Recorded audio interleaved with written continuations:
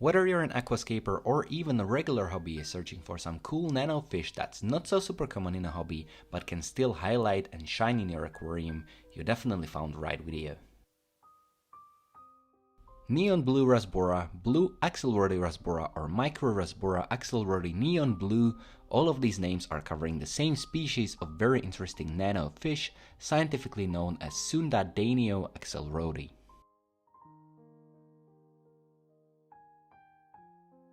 They are very peaceful and super active nano fish that are a little bit more cool but also more difficult to keep than the regulars in a hobby, like for example neon or cardinal tetras. Even though they're not recommended for beginners, they're not extremely hard to keep. The origin of this fish is Malaysia, and their natural habitat consists of blackwater streams and pools with loads of fallen leaves and branches that releases tannins and in general makes the water more soft. Neon Blue Rasboras therefore prefer acidic and soft water, however if you get some that are locally bred, they will accept water on the harder side as well.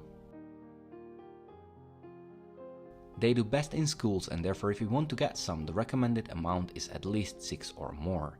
They're really active and super interesting to watch, and the fun fact is that when they're out of the water or stressed, they croak, and you would definitely not expect this kind of sound from such a little fish.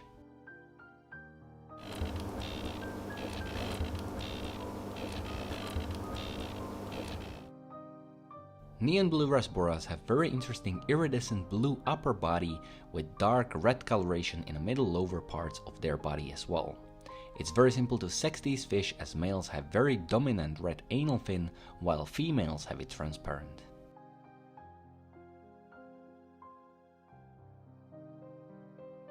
As far as diet goes, these fish may be a bit more difficult, and that's the main reason why they're not recommended for beginners. They'll prefer live foods like for example microworms, brine shrimps or daphnia, and may be a bit more difficult to get used to eat dried foods. However, once they settle into your aquarium well, they should get used to eating dried foods like for example micro pellets or flakes as well. If you're looking for some not so common nano fish and you don't mind taking a bit more extra care of them, give these little guys a shot. I purchased them for my nano tank with shrimps, and I really enjoyed keeping them. Hemigrammus is a genus of freshwater tetra from South America that's fairly common in the aquarium hobby. However, not all the species of this family are scientifically described, and today we'll be talking about one of them. Hemigrammus species Morse Code is small but very interesting and unique tetra. I've spent weeks trying to find any deeper research or scientific article about this fish, however without any luck, and the data that are available are basically limited to only location this unique fish is from.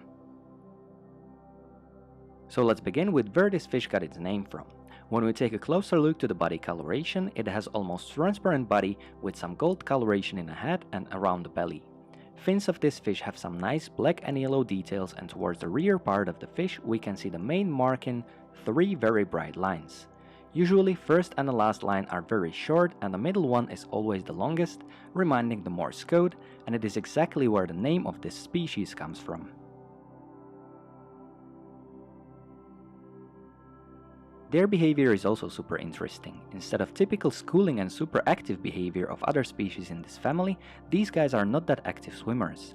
Most of the time they are staying at the same place while actively making super fast movements with all of their fins. Even these movements seems like they're trying to do Morse code with their little fins, and some people assume that it may be even the way of communicating with each other, and the frequency of these fast movements is changing, for example when they sense danger. However, this is only assumption that has not been tested yet. Their feeding habits are also really cool. They usually have their own place somewhere around the tank and spend majority of time in the cover of hardscape or plants, staying at the same place and striking on any small creatures or even dried food swimming around. They're omnivore fish, meaning that they'll eat any small live, frozen or dried food, which they can fit in their relatively small mouth. However, from my experience they prefer live and moving foods the most, like for example live daphnia, and as I've mentioned earlier, they only strike to the food moving around them. Once the food falls to the substrate you will never see them picking it up, and they also won't swim up to the top to grab food from the water surface. It's therefore great to have a little bit of water movement in the aquarium, which will spread the food around and make the feeding easier.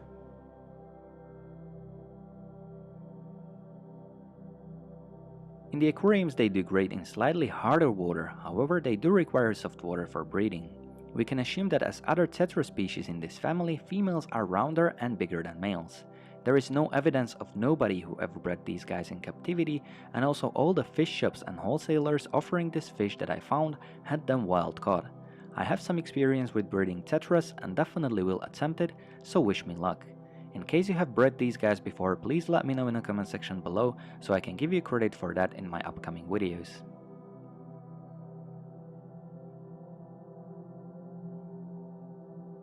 Morse Code Tetras are peaceful and super interesting addition, especially to planted aquariums. Their only disadvantage is their price. Usually price for a single one starts somewhere around $10 to $15, what's relatively expensive for such a small fish, and therefore majority of aquarists prefer a little bit cheaper species. They're only growing up to 3 centimeters, and therefore it may be a little bit difficult to closely examine this fish by the eye, and therefore it's much better to use, for example, camera. One of the main reasons why I love Blue Star Endlers so much is the story of how this strain of Endlers was actually discovered. In year 2011, French crew of gentlemen, which names I won't dare to pronounce, because I would most likely get it wrong, collected one single pair of unknown strain of Poecilia wingei that is currently known as Campoma number 47 Blue Star. The fish was collected under a bridge in Campoma village and was a blue male with a black line through his body and a little bit of orange coloration with a single female. From this single pair, Blue Star Endler was spread throughout the globe. Currently there are thousands of them, and they are bred mostly in Europe, America and Asia. They prefer harder and warmer water, and the warmer the water will be, the quicker these fish will grow. Endlers may be fed any of a variety of dried, frozen and live foods, as long as the food will fit into their relatively small mouth. They are very responsive to light and movement, and it's very important that you will provide them regular changing of light and darkness. When the light goes off, Endlers will sink to the bottom of the tank and lie there until the light returns. There are growing concerns that the native range of Endlers is getting smaller from year to year, and there is a real threat that this beautiful little fish will be extinct in the wild. Therefore, seeing them in such beautiful aquarium biotopes as this one is a real pleasure for me, as us aquarists can now assure that this beautiful little fish won't extinct. Therefore, if you're looking for an easy to keep fish that look beautiful and have such an amazing story, get Blue Star Endlers and help to secure that this beautiful fish will stay on Earth with us forever. Who knows, one day we may be able to clean their natural habitat and release them back to where they belong.